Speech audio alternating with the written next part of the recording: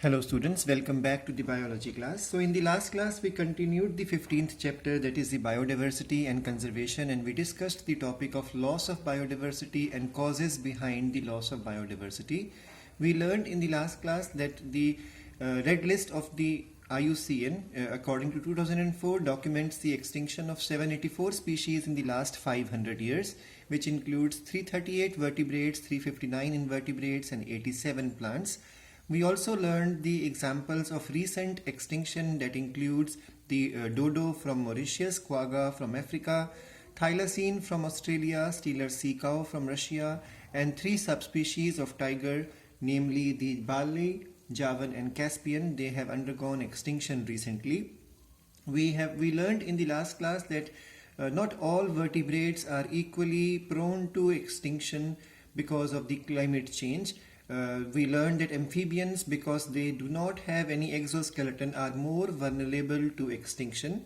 We learned that the organisms which are larger in size, smaller in population size, and have a very low reproductive potential, and they occupy the higher trophic level and have a fixed migratory route, or are endemic to a particular place.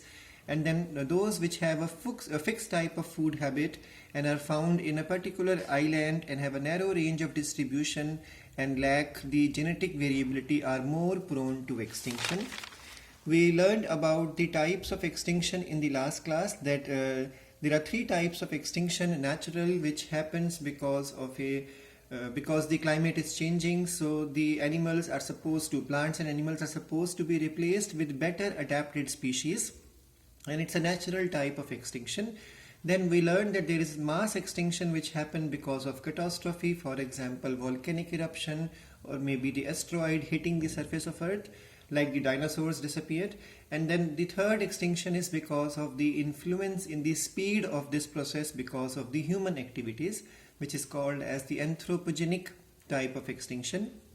We learned in the last class that 5 mass extinctions have occurred because of catastrophe before human appeared on Earth, and these 5 extinctions happened because of global glaciation, or because of the volcanic eruption, and because of the asteroid collision to the surface of the Earth. But we learned that the 6th extinction, which is happening now, which the human is facing now, is because of the human activities, has a faster speed. So 100 to 1000 times faster is the rate of extinction, the 6th extinction. We learned about the causes of biodiversity loss, which is called as evil quadrant in NCERT. We learned the major cause of the biodiversity loss is the habitat loss and fragmentation. We covered the example of Amazon forest, which initially covered 14% of the Earth's surface, now covers merely 6%, and Amazon forest is considered as the lungs of the planet Earth. And we learned that the forest has been cut to convert it into the cultivation land for soybean, or for conversion to the grasslands for raising the beef cattle.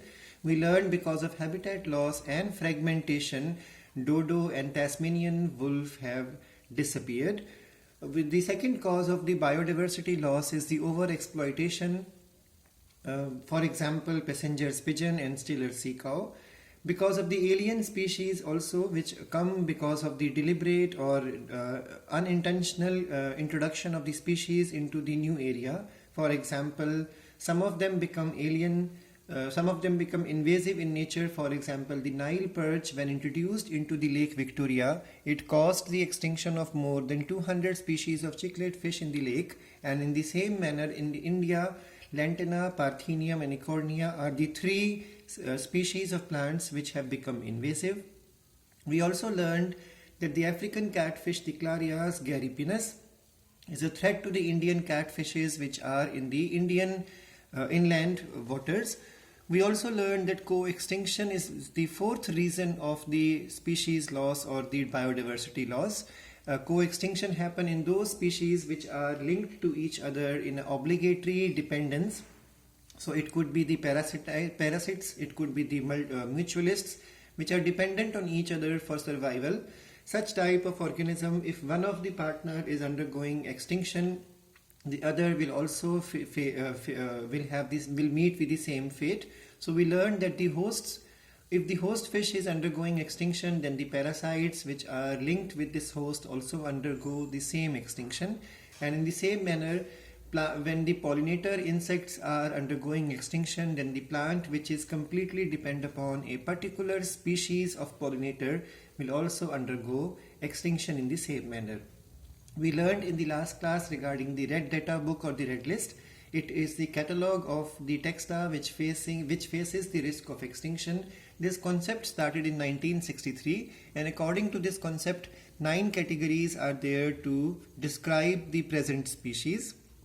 It could be possible an extinct species is there, or it could be extinct in the wild, otherwise critically endangered, vulnerable, nearly threatened, or least concerned, data deficient, or non-evaluated type of various categories are there. We learned that there are some rare species also and endangered species in India. For example, clouded leopard is a rare species in India and snow leopard is endangered species in India.